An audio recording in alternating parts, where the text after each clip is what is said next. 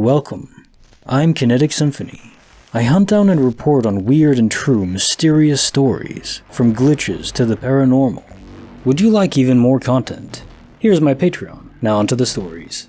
Case file number 10,014, written by HannahBeeArt. My boyfriend mysteriously vanished, then reappeared? About 3 years ago, my partner and I lived in a top floor flat, 5th floor, no elevator, stairs only flat on the floor. It was okay sized, but small enough that you could hear anything going on from any room really. They were all very close together.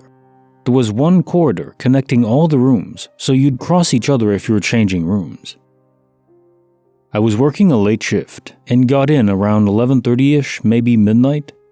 Boyfriend was obviously already in bed, so I came in and went straight to the bathroom to wash up, get changed and wind down, etc. Pottered in the kitchen for maybe 10 minutes and had a drink, then headed into the bedroom for the night. I get in and I can't see my boyfriend. Presume he's just rolled up in the duvet or something, so I go over and move the duvet, and he's literally not in bed. I move the whole duvet back, he's not there. I turn the light on, check the whole room top to bottom. Thought he might be pranking me, waiting to jump out or something. Nope, not there. First thought is, okay, maybe he's in the spare room on his computer having a late night. Nope. In the bathroom and we just missed each other's paths somehow? Nope. I checked the whole flat top to bottom, every room, doors still locked. He is genuinely nowhere. I would hear him if he was sleepwalking or something. Getting panicked, I text him. This is important. Where are you? Maybe for some crazy reason he's gone out for a walk or something. No response after a few minutes, so I decided to check around one last time. I go into the bedroom. He's in bed. The light's off. He's snoring as if he's been out for hours. I wake him up and explain everything that just happened. He groggily suggests I was dreaming, but he checks his phone and the text is there, plain as day. It definitely happened. He's convinced to this day he was asleep the whole time. The whole thing is bizarre to me. He definitely wasn't there. Where the fuck did he go? He's absolutely certain he was asleep in bed the whole time. But the text proves I wasn't dreaming and I know he wasn't there. Why would I panic and text otherwise? To this day, I have no idea what the fuck happened and I don't think I ever will.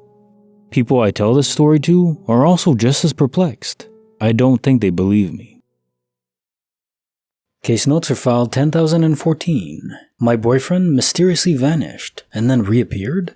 So it seems that you were entirely out of sync with your original universe, perhaps multiversal peering. You were physically moved to a different reality, a different universe, temporarily.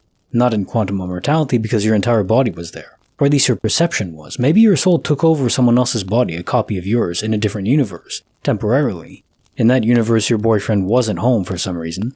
Maybe you didn't even have one, but you returned to your original universe, and then when you returned, you weren't in the room. Your boyfriend was there in the bedroom, but you were maybe back in the kitchen area or somewhere else, wherever you were when you sent the text, and then you went to check the bedroom, and then he was there, because he was always there from his perspective in that universe. But the key is that you had to be back in your original universe when you sent the text, otherwise it wouldn't be on your boyfriend's phone. So the time delay between that is where you came back. Maybe a bit before that, but it couldn't be after. And I guess in this entire timeline of this glitch, this transposition between universes, you didn't feel anything. It's amazing to me that this entire process doesn't have any physical sensation. But then again, I guess the soul doesn't have pain receptors? Or like it can't feel queasy or get multiverse ocean seasickness? I guess that's not a thing. Case file number 10,015, written by Booty-Connoisseur. The teriyaki sauce bottle that changed sizes. I made some food earlier today and went to the fridge to grab some teriyaki sauce. I have always kept my teriyaki sauce in the same place, by the way, along with all the other things I put in the fridge door. I keep it in the top right shelf with sriracha, sour cream, and Parmesan cheese. They always go to the same place. Anyways, I pulled out the teriyaki sauce, put some on my food, but when I went to put it back, it won't fit into the spot it was in anymore. I just thought that maybe it was a tight squeeze, but it literally won't fit anymore. I tried for around 20 minutes trying different arrangements and trying to find the way that all the things in that shelf could have fit together, but it won't work. Super confused. After I had thought about it more, I remembered pulling out the teriyaki sauce very easily as well, and I always have been able to pull it off super easily out of the shelf. I don't know how in the world all of those things fit into that compartment. First time I've ever come across something like this.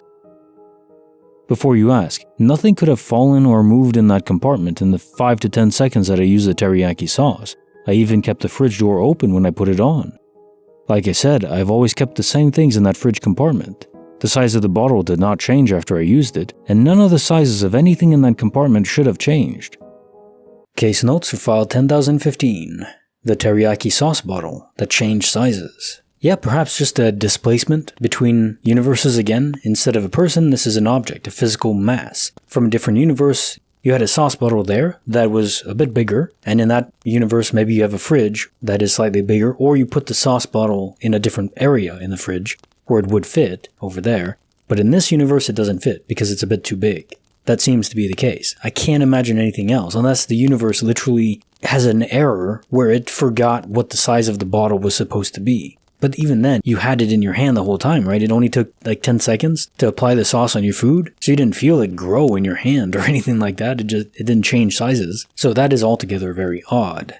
I guess if it just switched in your hand, maybe you weren't looking at it for that whole 10 seconds. In that brief moment where it was out of sight, maybe in your peripheral vision only, it increased in size from a different universe's version. The classic multiversal switcheroo. Also, I have to say, I like your name.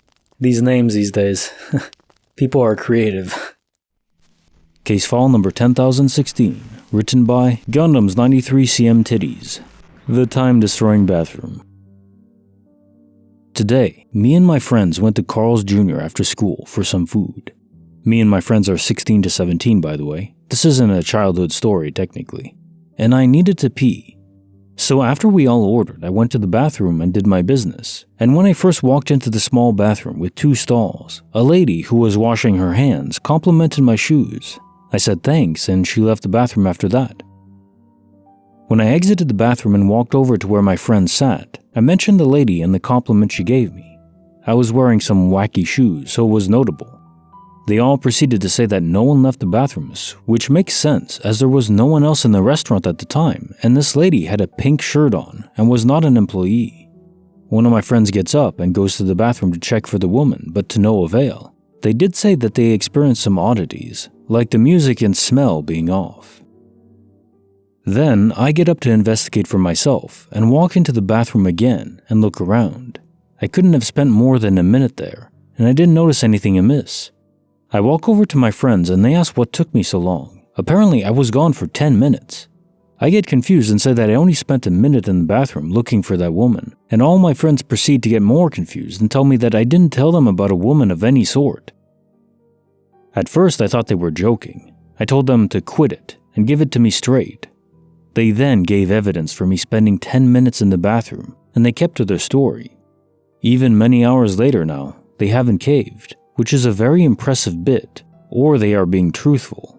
I believe the latter because my friends know very well that I got distressed over this, and one of my friends started doing their own research into what was happening too. None of my friends are good at lying too. They have huge tells and crack after little effort. Needless to say, the entire situation was odd, and I'm not entirely sure what happened. The lady disappeared, my friends acted entirely differently, and I lost time. Case notes for file 10,016, the time-destroying bathroom. Yeah, this is another one of those whole ensemble of glitch stories where multiple glitches are happening at the same time. So you have multiversal peering, or maybe an entire switch of universes where you saw this lady that wasn't actually there when you came out. So in that time frame, that short time frame, between being in the bathroom, seeing the lady, and then emerging later, you were in a different universe. Or you were just seeing the woman in the pink dress in another universe, and then when she left the bathroom, your perception returned to your original universe. But then you also later on lost time, and then when you emerged from the bathroom having lost time, your friends didn't remember the lady. So there was also an actual switch of universes involved, which also translated to some time loss, which normally there is no time loss. All the universes are running concurrently.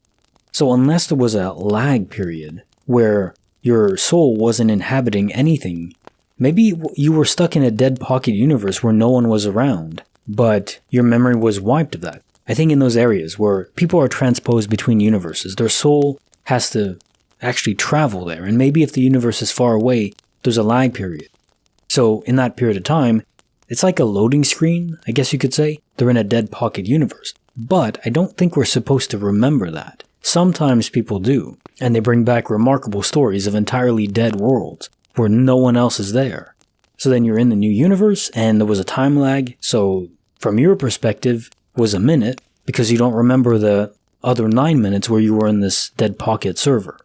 That's a whole ensemble of glitches going on, multiversal peering, and then a dead pocket server from quantum immortality, your soul jumping to a new universe, and then because of not remembering that dead server, you lost time. That's quite something to happen in a span of a few minutes. Seems like you'll be okay. It's quite amazing what can happen to us in such a short amount of time, and with no long-term implications. Apparently our souls are very robust, which is a very good thing. I'm glad about that.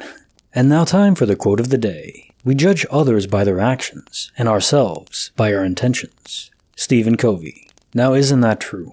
Intention matters, so applying intention to our own parameters and choices in life is sensible, but we should include that in the factoring of other people. Are they being purely malicious if they do something bad, or are there other exigent circumstances that should be taken into account? We do take that into account, I guess, in law, like there's differences between murder or involuntary manslaughter, things like that. First degree murder, third degree, and so on. If you plan it out versus acting in the heat of the moment, it's a different scenario, and there's different consequences for that because, taking things from intent matters.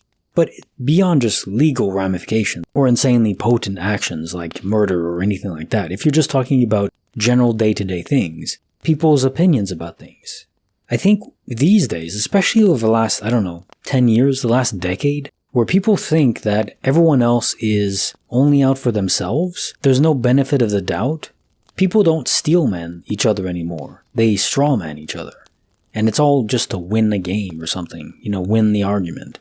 I think we need to get back to taking each other's intentions into clear consideration. And yeah, maybe some people are actually just bad people. But even then, trying to understand their position can help in future encounters with other people. Like the video, subscribe. Kinetic Symphony signing off.